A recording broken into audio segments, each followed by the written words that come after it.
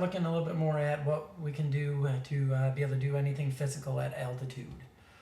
Again, just to remind everybody, these were some of the things we were looking at. We've talked a little bit about pulmonary ventilation, but really not much about the rest of these other summaries that of things that are going to change when we get to altitude.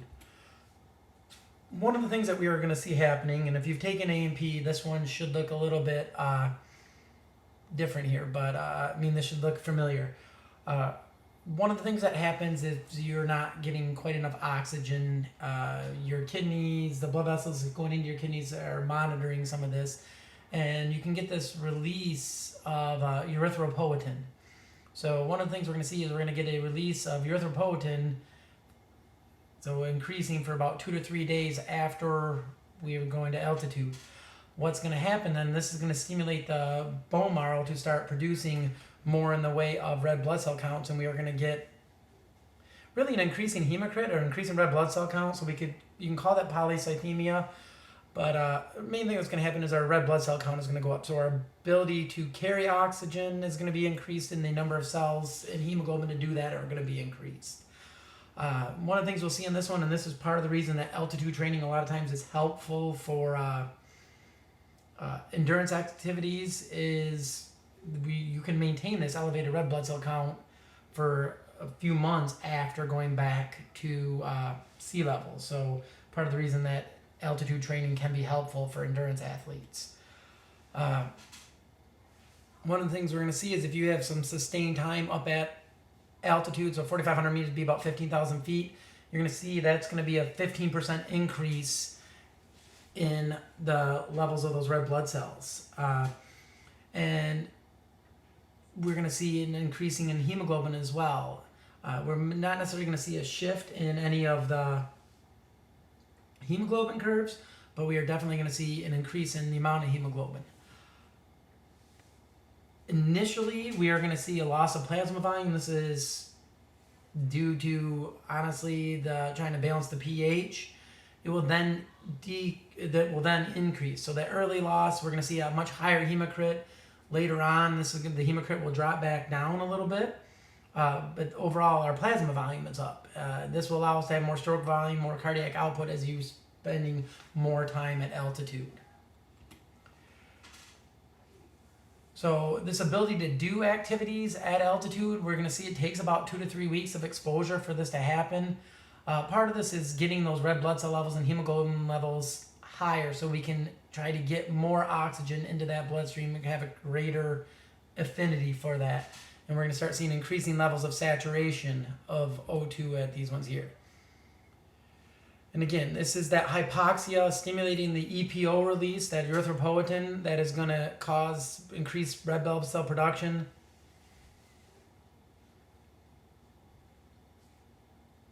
So, like it says there, long-term residents, they're going to see an increase in blood volume as well due to plasma volume and red blood cell levels. So their hematocrit stays rather consistent.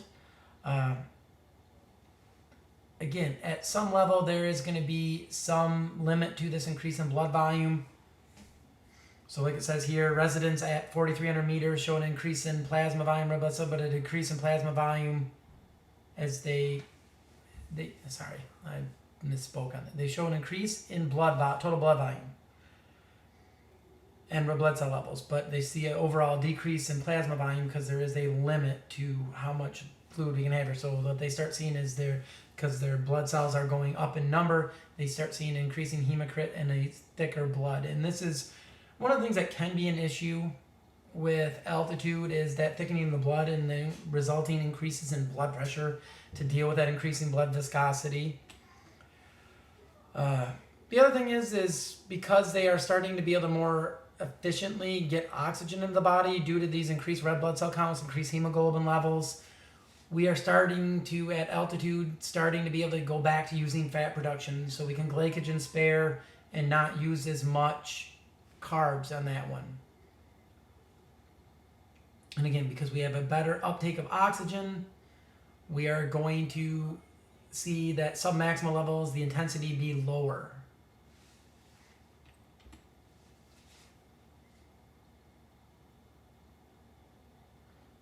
So like I was been saying, initially Altitude is going to decrease VO2 max, which is going to see that any particular steady state activity is going to take a greater percentage. So at sea level, this might have been 50% of VO2 max. It might be 70% of VO2 max when you're at altitude. And this, how bad this is really dependent upon a lot of variables. This is showing a number of different people, percent reduction of VO2 max at altitude. And you can see there's definitely a distribution on this one, that it's not all consistent person to person. If you're up there longer, generally we don't see a further decrease in VO2 max if you continue to maintain that level. Again, we can have some issues if you start losing a lot of lean body weight, or if you start having mountain sickness issues. You'll definitely see drops of that VO2 max in those conditions. And again, it's really kind of sedentary. Like this one is looking at sedentary individuals and effects on VO2 max. There is a little bit of some disagreement here. Certain studies have found no change or just slight increases in VO2 max after you come back from altitude. So it kind of depends on this one. And this one's just showing a little bit more on this, talking a little bit more about a number of different studies that were looking at different results of VO2 max changes. And you can kind of see some of the confounding variables that they had on some of these different activities. But main thing is any increases in VO2 max generally at altitude are going to be due to probably body weight decreases or water weight. So you're going to have increased lean body mass. If you start losing more weight, then we will start seeing drops in that VO2 max if you start losing more of that. All right, so to kind of go back now we've kind of talked a little bit about the changes in plasma volume. The decrease in VO2 max doesn't really get much better. So really the last things we're looking at here are some of the stuff that we see with changes in really cardiovascular issues on this last part of this second tape show here. So what we can see is high altitude, if you're unacclimated, you can see that the amount of cardiac output necessary to do that oxygen output is quite high.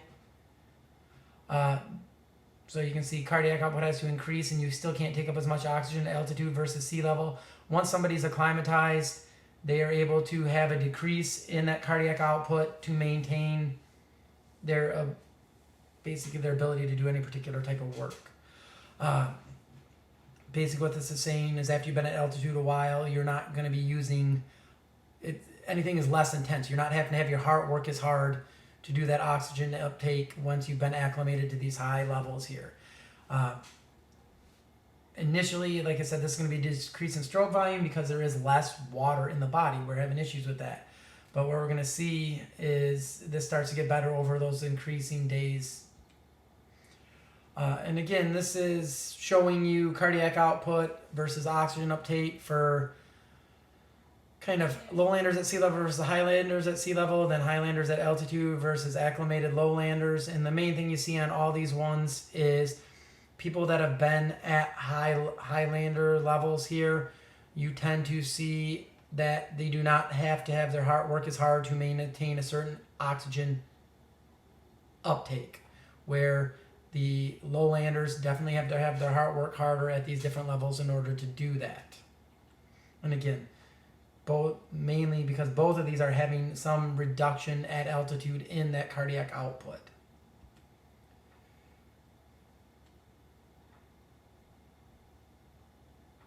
And why are we having this decrease in cardiac output? It's mainly due to that stroke volume. So the first couple weeks up there, plasma volumes are going to decrease. And it was, again, mainly due to the fact that we have to kind of balance out those blood pH. So we have to get rid of water to do that. We have an increase in plasma. Later on, we will get an increase in that plasma volume. But initially, lower plasma volume, higher hemocrits, greater blood viscosity, which is going to increase peripheral resistance and really limit how easy it is for the heart to pump blood. So it's going to be decreasing that stroke volume because we have more resistance. And And again, that's going to be also the fact that the heart is working harder means there's less time for that heart to refill, and that thicker blood is also limiting that going in. So these are going to be issues with this one. And again, that Frank starting law, less is going in, less is going to go out of the heart as we are working at this altitude level. And again, this is both, even folks that have been Highlanders here, that have been at altitude, are going to see drops in cardiac output at higher altitudes. That being said, Highlanders generally are going to have a better stroke volume and a lower heart rate at a particular altitude relative to acclimated lowlanders. Lowlanders will generally have a higher heart rate and lower stroke volume, so they're compensating but in different ways. And this again is showing that cardiac output relative at altitude versus not. Another thing we're going to see here is changes in some of the muscles. We're going to get increased capillary density, decreased muscle mass, decreased cross-sectional area. Muscles metabolic potential is going to decrease. We're going to see drops in mitochondrial function and glycolytic enzymes, and that will decrease this oxidative capacity over time. So if we start looking at arteriovenous difference, that other part of VO2 max, we're going to see once tissue adaptations have occurred, we actually are going to see a slightly better oxygen extraction at altitude. And again, these adaptations to the tissue over time are going to make us better at doing this extraction. So one of the things here at altitude, you're going to have, over time, you're going to get increased capillarization. We start increasing myoglobin concentration.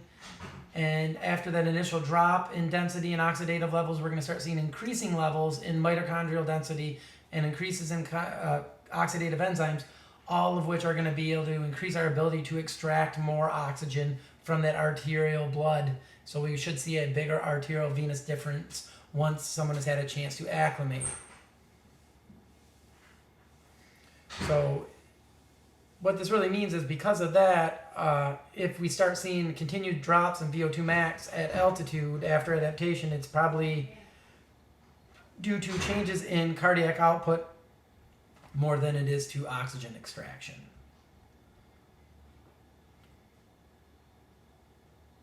And like I was saying here, that those increased ability to extract more oxygen kind of makes up for that lack of cardiac output that we can increase. So at submaximal levels, we're not going to see major differences, mainly because that arteriovenous changes are making up for the decrease in cardiac output. So submaximal percent of VO2 is you're not gonna see a change in that absolute workload.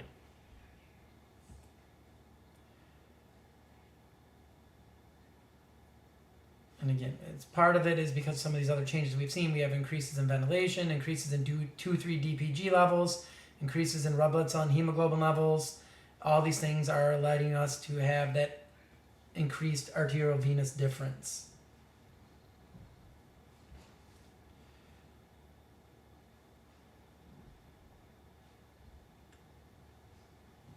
So overall, at altitude, during those first couple of weeks, we don't see an overall change in body water, but we do see a change in plasma volume.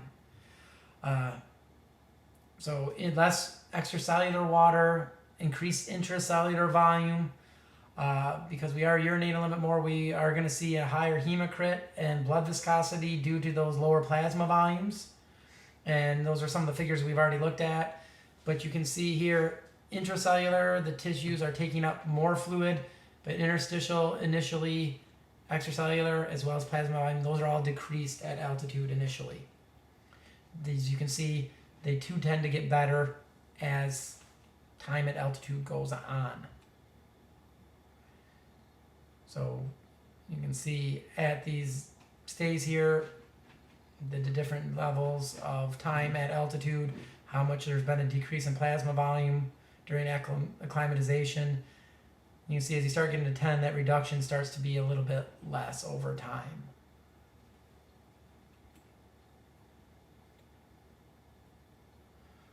After you have had time to spend long term there, you will start seeing increases in these plasma volumes and red blood cell levels over time. Again, vascular anatomy does provide a limit for any increases in blood volume, as we already kind of said before. This is that similar statement that we saw before, looking at long-term residents at 4,300 meters, just kind of saying that there is an upper limit, so sooner or later, if they stay at higher altitudes, hematocrit and blood viscosity will have to increase. Another thing that helps with that VO2 max is we are going to see decreases in body weight at altitude over time. It's just hard to maintain body weight at altitude. So initially, when they're leaner, you're going to see increases in that VO2 max just because we're getting more lean body weight. But it's really inversely, like it says here, related to fat levels. So somebody who is lean tends to lose more weight than somebody who is carrying more fat.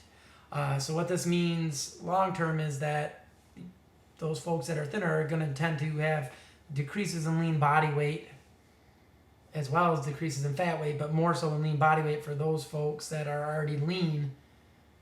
And again, if we start seeing decreases in the lean body weight, we're going to see increases in fat, which is going to tend to lower that VO2.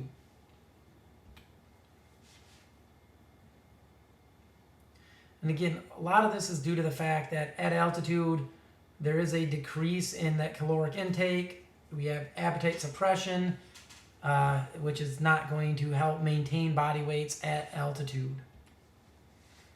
So this is kind of showing all those things that go into that loss of body weight. So increased water through this loss through the skin and lungs, increased urine. You have a tendency to not be able to drink or eat as much.